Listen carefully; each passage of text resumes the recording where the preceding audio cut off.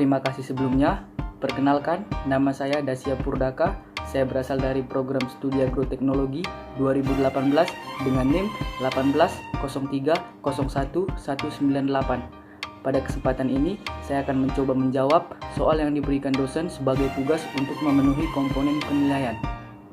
Baiklah, saya akan mencoba menjawab pertanyaan yang pertama, di mana ditanyakan bahwa bagaimanakah perkembangan ekspor dan sumbangan devisa produk kakao di Indonesia saat ini.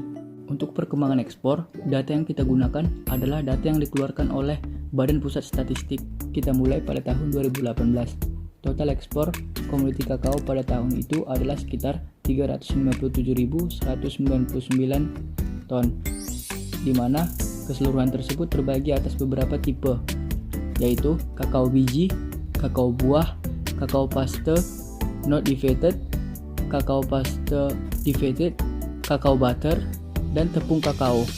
Pada 2019 terjadi penurunan pada produksi kakao nasional Indonesia, di mana berdasarkan informasi yang dikeluarkan oleh situs bumn.go.id milik PT PN 9 dikatakan bahwa berdasarkan data Badan Pusat Statistik yang diolah oleh Dewan Kakao Indonesia, penurunan terjadi pada bulan Januari hingga Maret tahun 2019.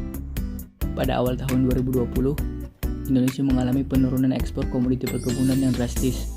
Hal ini disebabkan oleh negara Cina yang merupakan tujuan rutin dalam ekspor tersebut tidak lagi menerima atau mengurangi impor dari Indonesia. Hal ini disebabkan oleh pandemi yang terjadi di negara Cina yang menyebabkan negara tersebut harus membatasi impor dari negara lain. Dalam meningkatkan devisa negara, industri pengolahan kakao berperan sangat penting. Hal ini dibuktikan setiap tahunnya mayoritas atau sekitar 85% produk kakao diekspor ke negara lain. Hal inilah yang menyumbangkan devisa negara hingga 1,13 miliar US dollar. Selanjutnya, saya akan mencoba menjawab pertanyaan kedua, di mana pertanyaan tersebut adalah, apakah di Indonesia petani kakao masih jarang melakukan fermentasi terhadap biji kakao? Data yang digunakan pada jawaban kali ini adalah data yang berasal dari penelitian akhir mahasiswa yang berjudul Minat Petani Kakao dalam Melakukan Fermentasi. Benar sekali, banyak petani kakao di Indonesia yang belum menggunakan teknik fermentasi atau bahkan tidak mengetahui teknik fermentasi dalam memproduksi biji kakao.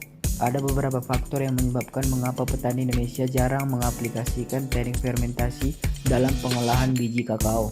Yang pertama, rendahnya sifat kosmopolitan yang dimiliki petani Indonesia. Sifat kosmopolitan adalah sifat keterbukaan akan informasi dari luar.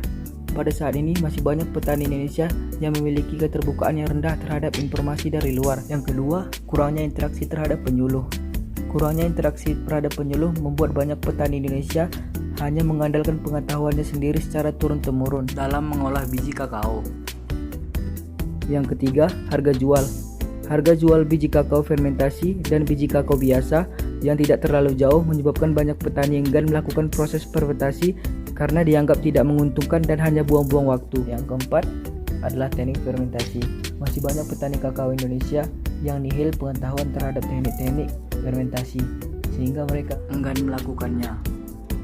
Sekian jawaban yang bisa saya berikan. Semoga jawaban tersebut berguna bagi pihak yang membutuhkan. Dan semoga pandemi ini cepat berakhir sehingga kita bisa beraktivitas dan belajar bersama-sama lagi di kampus. Salam sehat bagi kita semua.